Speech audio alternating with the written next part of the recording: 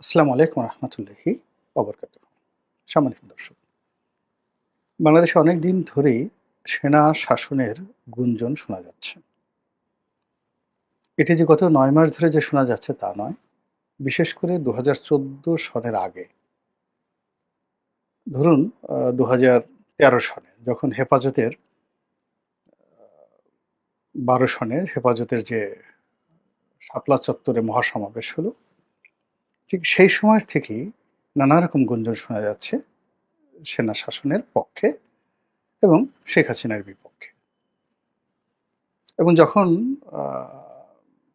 শেখ হাসিনার বলতে গেলে নির্বাচিত সরকার প্রধান হিসেবে, যার কোনো ভয় থাকার কথা নয়, মানে ২০০৯ থেকে ২০১৪ অবধি, ঠিক সেই সময়টিতেও তিনি সেনা শাসনের আতঙ্কগ্রস্ত ছিলেন। কারণও আছে, তার পরিবার যেভাবে খুন হয়েছে এবং সেনাবাহিনী থেকে পদচ্যুত বিপদগামী যাদেরকে বলা হয়, অবসরপ্রাপ্ত কিছু সামরিক কর্তা, তার সঙ্গে কর্তব্যরত সেনা কর্মকর্তাদের একটা যোগসাজশে ৭৫-এর ১৫ই আগস্ট যে নির্মম হত্যাকাণ্ড ঘটেছে, এর ফলে শেখ হাসিনা ভয় পাবেন সেনাবাহিনীকে, এটাই স্বাভাবিক। তো ২০১৪ সনের পর তিনি মূলত ২৪ সন পর্যন্ত যেটা চেষ্টা করেছেন পুলিশকে শক্তিশালী করার জন্য, পুলিশের হাতে তিনি মরণাস্ত্র তুলে দিয়েছেন এবং সেনাবাহিনীর বিকল্প শক্তি হিসেবে পুলিশকে তিনি গড়ে তোলার চেষ্টা করেছেন। এর ফলে কি হলো, সেনাবাহিনীর একেবারে অধস্তন কর্মকর্তা থেকে শুরু করে শীর্ষ পর্যায়ের কর্মকর্তা, হাতে গোনা কিছু কর্মকর্তা যারা একেবারে ক্ষয়ের কাজ ছিলেন, শেখ হাসিনার জামানাতে যাদের আঙ্গুল ফুলে বটগাছ হয়ে গেছিল, তারা ছাড়া প্রায় সবাই অসন্তুষ্ট ছিলেন। এর বাইরে বিডিআরের যে পিলখানা হত্যাকাণ্ড, এটি সেনা কর্মকর্তাদের মনে এক ধরনের বিষক্রিয়া তৈরি করেছে, এখন অব্যাহত আছে। এবং সবাই সেনাবাহিনীর যারা কর্মকর্তা, তাদের একটা বিরাট অংশ মনে করতেন যে শেখ হাসিনার সরকার এবং ভারত যৌথভাবে এই কাজটি করেছে, মূলত বাংলাদেশের সেনাবাহিনীর উপর প্রতিশোধ নেওয়ার জন্য। বিজিবির যেটা এখন রয়েছে, যেটা আগে বিডিআর ছিল, সেই বিডিআরকে ধ্বংস করার জন্য এবং সর্বোপরি ভারতের একটি করদ রাষ্ট্র হিসেবে বাংলাদেশকে গড়ে তোলার জন্য, সিকিম বানানোর জন্য, হায়দ্রাবাদ বানানোর জন্য একজন লেন্দুব দর্জি হিসেবে আওয়ামী লীগকে যেভাবে মানুষ দায়ী করছিল এবং যেভাবে সন্দেহের চোখে দেখছিল, এটা সত্য মিথ্যা এখন আমরা অনেকটা বুঝতে পারছি। তো সেক্ষেত্রে শেখ হাসিনার বিকল্প হিসেবে মানুষ সবসময় সেনা শাসনকে কল্পনা করত। ২০১৪ পরে শেখ হাসিনার ক্ষমতা বাড়তে থাকে এবং এটি বাড়তে বাড়তে একেবারে এমন পর্যায়ে চলে যায় যে ২০২২-২৩ সনে শেখ হাসিনাকে স্পর্শ করবে এরকম লোক আমাদের দেশে ছিল না। এমনকি ইউরোপ আমেরিকাও তার মেজাজ মর্জি বুঝে চলাফেরা করত। তার একক কর্তৃত্ব, তার ক্ষমতা তাকে অনেকটা লৌহ মানবী থেকে আরো ঊর্ধ্বস্তরে নিয়ে অনেকটা হীরক মানবী হিসেবে তাকে প্রতিষ্ঠিত করে ফেলেছিল। ঠিক ওই সময়টিতে সেনাবাহিনীর মধ্যে কি হয়েছিল আমরা জানি না, কিন্তু আমরা বাইরে থেকে যেটা শুনতাম যে তিনি সেনাবাহিনীকে অলস বানাচ্ছেন, সেনাবাহিনীকে বিলাসী বানাচ্ছেন, সেনাবাহিনীকে ব্যবসায়ী বানাচ্ছেন এবং সেনাবাহিনীর হাতে যে অস্ত্র রয়েছে, সেই অস্ত্রের, ব্যক্তিগত অস্ত্র ছাড়া যে অস্ত্রগুলো রয়েছে, সেগুলোর যে গান পিন রয়েছে, যেগুলো দিয়ে মূলত গুলি ছোড়া হয় এবং গুলিতে, মানে ধরুন আপনার গান পিন, যারা অস্ত্র সম্পর্কে জানেন তাদেরকে বলছি সংক্ষেপে, সেটি হলো যে প্রত্যেকটা অস্ত্রের একটা করে পিন থাকে। মূলত যখন ট্রিগারে চাপ দেওয়া হয়, তখন ওই পিনটা যখন গুলির উপর আঘাত করে, অমনি ওই গুলিতে আগুন ধরে যায় এবং সেটি প্রবল বেগে ছুটতে থাকে লক্ষ্যবস্তুর দিকে। তো এই অস্ত্রের, যে কোনো অস্ত্রের যদি সেই গান পিন খুলে নেওয়া হয়, তাহলে ওটার আর কোনো কার্যকারিতা থাকে না। তো বাইরে যে গুজবটা ছড়িয়ে পড়েছিল যে সেনাবাহিনীর যত অস্ত্র রয়েছে, সব অস্ত্রের যে গান পিন, এটা শেখ হাসিনা খুলে নিয়েছে, এটা আমরা তখন বলতে পারিনি, কিন্তু এই কথাটা কিন্তু সব জায়গাতে ছড়িয়ে পড়েছিল। এবং সেনাবাহিনীকে ৩ বেলা খাবার খাইয়ে দামি দামি গাড়ি দিয়ে, তারপরে তাদেরকে লেফট রাইট কম করতে হবে, ইচ্ছা করলে ছুটি নিয়ে বিদেশে যেতে পারবে, লোন পাবে, প্লট পাবে। এরপরে তারা যদি ইচ্ছা করে বেল্ট নাও পড়তে পারে, এরকম যে বিধান অপশনগুলো নাল করে দেওয়ার ফলে কি হলো, তাদের মধ্যে প্রফেশনালিজম বা দক্ষতা এটা অনেক কমে যায়। আর এরকম যখন একটা অবস্থা হয় তখন অনায়াসে বিদেশি দখলদার বাহিনী বা ভারত, এমনকি মায়ানমারের আর্মি, তারা যদি বাংলাদেশের সঙ্গে যুদ্ধ করতে চায় তাহলে আমাদের সেনাবাহিনীর ভয় পাওয়া ছাড়া আর কোনো কারণ থাকবে না। তো এরকম যখন একটা অবস্থা চলছে তখন সবাই আমরা ধরে নিয়েছি যে সেনাবাহিনী হয়তো বিদ্রোহ করবে। এটা সেনাবাহিনী মেনে নিতে পারে না। উর্দির একটা বিষয় থাকে, অস্ত্রের একটা বিষয় থাকে, ট্রেনিং এর একটা বিষয় থাকে। তো সেনাবাহিনীর যে ট্রেনিংটা এটা মূলত তো ভারতকে টার্গেট করে করা হয়। তো সেই ভারতের দাবিদারি করার জন্য তো সেনাবাহিনী তৈরি হয়নি। এটা সেনাবাহিনীর সদস্যরা কখনো মেনে নেবে না। এরকম একটা আশা নিয়ে আমরা সবসময় আশা করেছি যে শেখ হাসিনার সাথে যেহেতু বিএনপি পারছে না, জামাত পারছে না, রাজনৈতিক কোনো রকম সম্ভাবনা নাই। আমরা মানে আশা করেছি যে সেনা শাসন চলবে, সেনাবাহিনী আসবে, ৮-১০ বছর ৫ বছর ক্ষমতায় থাকবে, তারপর একটা নির্বাচন হবে এরকম। অথবা আকস্মিক কোনো ঘটনা ঘটবে, সেখানে শেখ হাসিনার মৃত্যু হতে পারে, বজ্রপাতে হতে পারে, ডায়রিয়াতে হতে পারে, নিউমোনিয়াতে হতে পারে। মধ্যে তো একবার একেবারে যত ইউটিউবার আছে সবাই মিলে ১০ গলায় বলা শুরু করলো যে শেখ হাসিনার ক্যান্সার হয়েছে এবং তিনি একেবারে 4th স্টেজে, মানে আর কদিন পরে মারা যাবেন।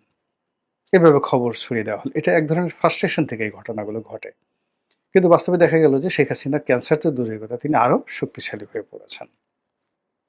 তো এরকম যখন সেনা শাসন নিয়ে বিভিন্ন ঠিক বুদ্ধিজীবী মহলে আলাপ আলোচনা হতো, তো তখন সবাই বলতেছে না রে ভাই, এই সেনা শাসন সম্ভব না। একটা সময় সেনা শাসন সারা দুনিয়াতে জনপ্রিয় ছিল, আমেরিকাই চাইতো সেনা শাসন হোক, বাংলাদেশেও হয়েছে এবং আমেরিকার হাত ছিল। যে কবারই সামরিক কু হয়েছে বাংলাদেশে ৩বার সামরিক কু হয়েছে এবং ৩বারই আমেরিকার মদদে হয়েছে। তো এখন আমেরিকা কৌশলগত কারণে চাচ্ছে না যে সামরিক শাসন আসুক। তো এই কারণে বাংলাদেশে আসলে সামরিক শাসন হবে না। তো এই কথা বলে আমরা মোটামুটি শুনে আমরা একেবারে হতাশ হয়ে যেতাম, সাধারণ মানুষ হতাশ হয়ে যেত এবং এভাবে শেখ হাসিনার জমানা চলে গেল। তো এখন আমেরিকার যে পলিসি, সেই পলিসি তারা এখন অর্থনৈতিক পলিসিতে চলে গেছে। যুদ্ধ এবং ক্ষমতা দখলের পলিসিতে তারা নেই। তারা ট্রেড পলিসিতে চলে গেছে। আর অন্যদিকে আমি এই গত ৬-৭ মাসে যেটা দেখলাম যে পৃথিবীতে আমেরিকা এবং ইউরোপকে যারা এই গত ৩-৪ বছরে, ৫-৬ বছরে যারা চ্যালেঞ্জ জানিয়েছে এবং চ্যালেঞ্জ জানিয়ে বিস্ময়কর সফলতা অর্জন করেছে, তারা সবাই সামরিক শাসক। অভ্যুত্থান করেছে, সফল হয়েছে এবং নিজেদের দেশ থেকে পশ্চিমাদেরকে এবং আমেরিকাদেরকে ৪৮ ঘন্টা নয়, মাত্র ১২ ঘন্টার নোটিশে তল্পি তল্পা সহ সেই তাদের দেশ থেকে তাদেরকে তাড়িয়ে দিয়েছে। তারপর তারা বিশ্বব্যাংক এবং আইএমএফকে তাড়িয়ে দিয়েছে, সম্পূর্ণ তাড়িয়ে দিয়েছে। কোনো কোনো দেশ, ফ্রান্সকে, যারা ফ্রান্সের কলোনি ছিল, আফ্রিকার বেশিরভাগ দেশ ফ্রান্সের কলোনি ছিল, তারা রীতিমতো ফ্রান্সকে অ্যাবান্ডন করে দিয়েছে এবং এত বড় ঝুঁকি নিয়েছে যেটা ইদানিং আমি পড়াশোনা করে একেবারে পাগল হয়ে গেছে যে হাউ ইট ইজ পসিবল। যেমন প্রেসিডেন্ট ইব্রাহিম বুরকিনা ফাসোর এই গত ২.৫ বছর যাবত যিনি চালাচ্ছেন, তো তিনি যখন প্রথম এখানে পরপর দুটো কু হলো। ফার্স্ট কু হলো ফ্রান্সের যে তাবেদার সরকার, তাকে উচ্ছেদ করার জন্য একজন লেফটেন্যান্ট কর্নেল শাসন করলেন, মানে কু ঘটালেন। কিন্তু তিনি আসলে এই এখন ইউনূস সরকারের মতো এরকম অনেকটা ব্যর্থ হলেন। তার জমানাতে দেখা গেল যে সেই আগের যে দুর্নীতি ছিল, অনিয়ম ছিল, সেটা আরো বহুগুণে বেড়ে গেল। ফলে সেনাবাহিনীর মধ্যে কাউন্টার একটা কু হলো এবং একজন ক্যাপ্টেন, আপনি বোঝার চেষ্টা করুন, বুরকিনা ফাসো বাংলাদেশের দ্বিগুণের চেয়ে বেশি আয়তনে, লোক সংখ্যা ২.২ কোটি। তো কাজেই এটা একটা অনেক বড় দেশ এবং পৃথিবীর অন্যতম স্বর্ণ উৎপাদনকারী একটি দেশ। ফ্রান্সের কলোনি ছিল এবং তাদের প্রায় $10 বিলিয়ন রিজার্ভ পুরোটাই ফ্রান্সে ছিল। তাদের ভাষা, জাতীয় ভাষা ফরাসি, এবং তাদের যে মুদ্রা সেটা হলো ফ্রান্সের মুদ্রা। তাদের নিজস্ব কোনো ছাপানোর মুদ্রাও ছিল না। তো এই অবস্থায় যখন ইব্রাহিম সে ক্যাপ্টেন হয়ে সেই অভ্যুত্থান ঘটালো এবং নিজে প্রেসিডেন্ট হয়ে বসলো, তখন প্রথম যে কাজটি করা হলো সেটি হলো তার সমস্ত রিজার্ভগুলো আটকে দেওয়া হলো। ফ্রান্স আটকে দিল, সমস্ত মুদ্রা বন্ধ করে দেওয়া হলো, এবং তাদের দেশের যত বিনিয়োগ, গোল্ড মাইন থেকে শুরু করে বড় বড় শিল্প কলকারখানা সব ফ্রান্সের দখলে, এবং সব জায়গায় তারা এম্বার্গো দিয়ে বসলো। এবং একই সঙ্গে IMF এবং বিশ্বব্যাংক তারা এখানে নিষেধাজ্ঞা জারি করল। উনি হাইয়েস্ট 90 ডেজ কোনো কিছু করলেন না, চুপচাপ থাকলেন। তিনি শুধু জনপ্রিয়তা অর্জন করলেন, বাড়ি বাড়ি গেলেন, ডোর টু ডোর গেলেন, এবং অভ্যন্তরীণ তার যে সম্পদ আছে, টাকা, মুদ্রা, এইগুলো নিয়ে যেন জনগণ সন্তুষ্ট থাকে, এই 90 ডেজ বসে তিনি এই চিন্তা করলেন।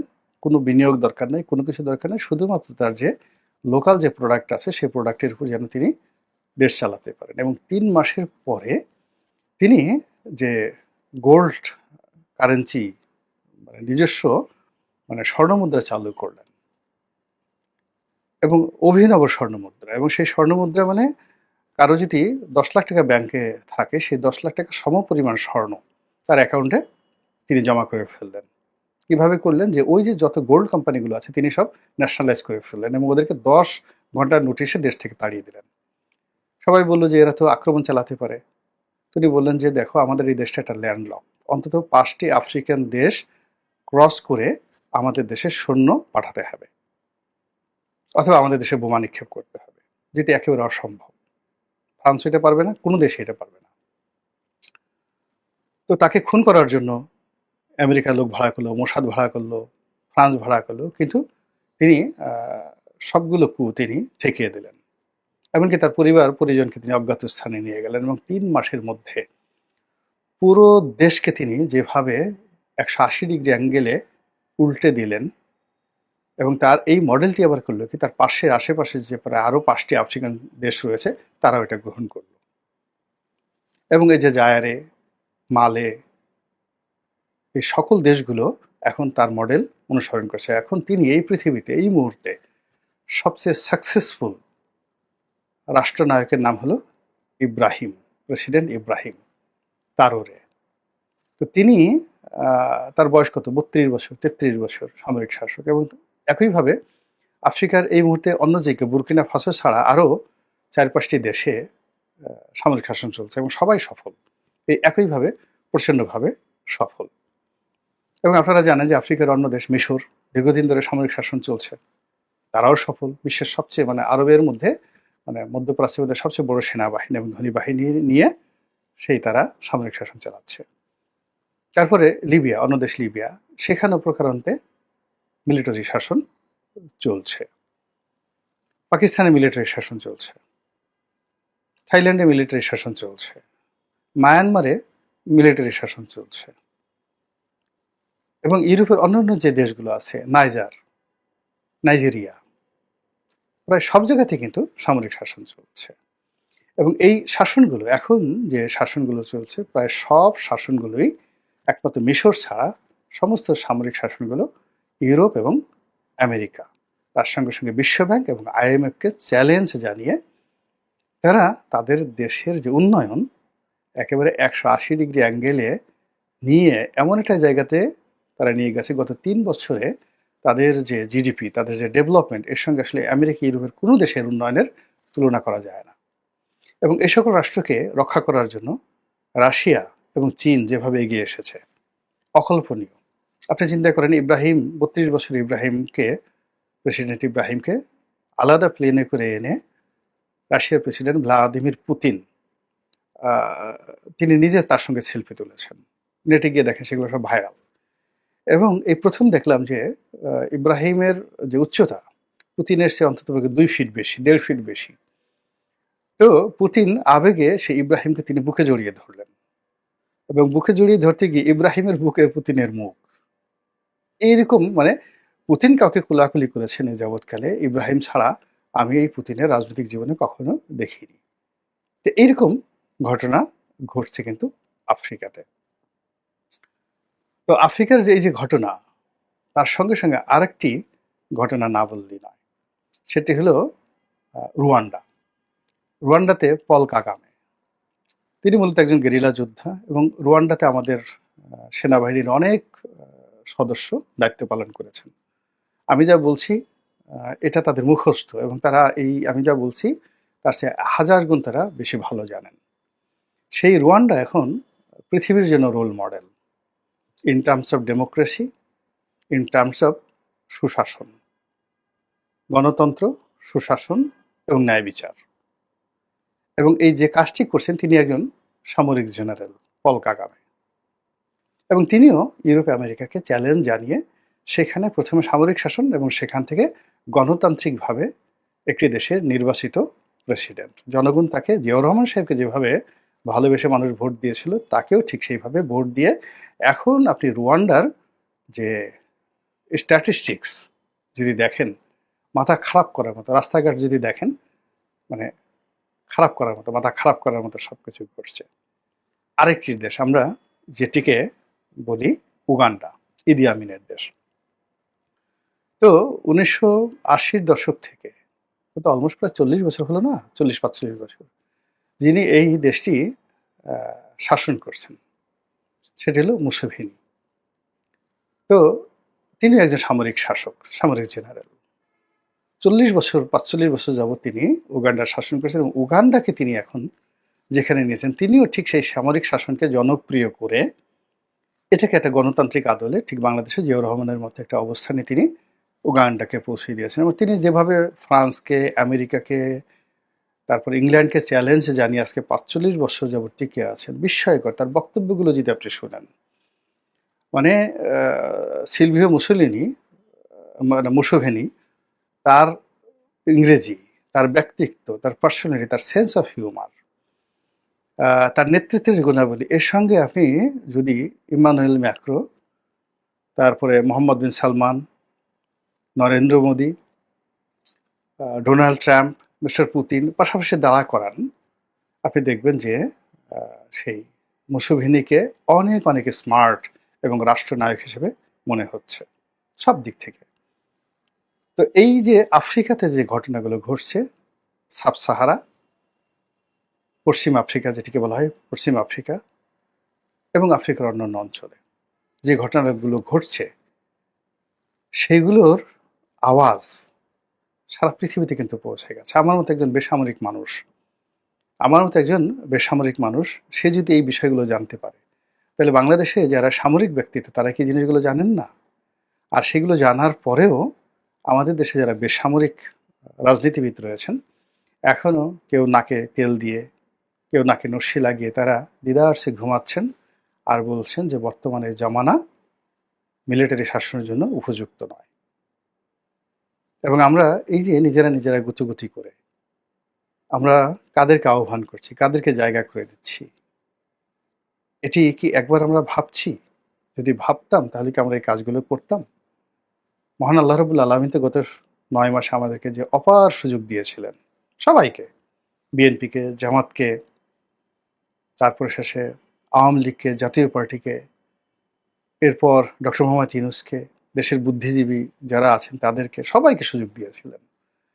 আমরা হামানদিস্তা দিয়ে, মানে হামানদিস্তা তো যেগুলো পাঞ্চ আছে দেখেন, হামানদিস্তা দিয়ে যেভাবে পান, সুপারি, চুন একসাথে ছেঁচে গুঁড়া গুঁড়া করা হয়, আমরা আল্লাহর দেয়া সেই নিয়ামতগুলোকে গুঁতো মানে একদম গুঁড়ি গুঁড়ি করে, হামানদিস্তা দিয়ে গুঁড়ি গুঁড়ি করে আমরা সেগুলোকে চিবিয়ে মানে পিষে ফেলার মতো অবস্থা করে ফেলেছি।